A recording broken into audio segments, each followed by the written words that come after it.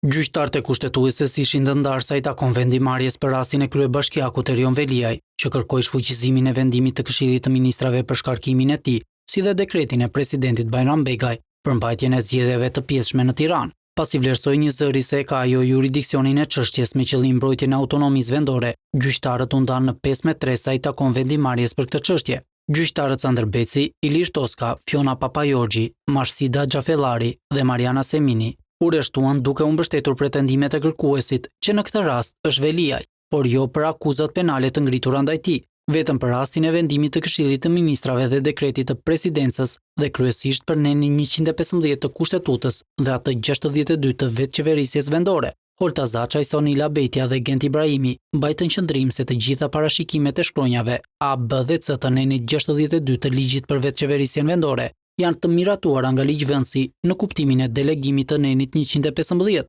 por gjyqtarët e tjerë vendosën se neni 62 është detajimi i nenit 115. Gjykata me shumicë votash vlerësoi se procedura e ndjekur në rastin konkret nga Këshilli Bashkiak dhe mëtej nga Këshilli i Ministrave duke mos e njoftuar kërkuesin, nuk ka garantuar të drejtën e tij për proces të rregullt në aspektet e së drejtës, për të dëgjuar dhe për të mbrojtur, thuhet në vendimin e kushtetueses, që vlerësoi me shumicë votash se Këshilli i Ministrave, teksa vendosi shkarkimin e kërkuesit nga detyra sipas nenit 62 shkronja C të ligjit numër 139/2015, nuk e ka justifikuar shkarkimin me shkeljen e rëndë të kushtetutës dhe të ligjeve, për të cilat ai mund të mbahet përgjegjës. Po ashtu, gjykata me shumicë votash vlerësoi se Veliaj i është synuar e drejta për proces të rregullt e lidhur me masën e shkarkimit, ndërsa sa i takon pretendimit të Begajt se shkarkimi duhet të shqyrtohet nga administrativja si fillim, edhe kjo kërkesë u hodh poshtë me argumentin se juridiksioni i takon këtij organi gjyqësor. Me shumicë votash u pranua kështu kërkesa e Veliajt, duke rrëzuar vendimin e Këshillit të Ministrave për shkarkimin e tij nga detyra,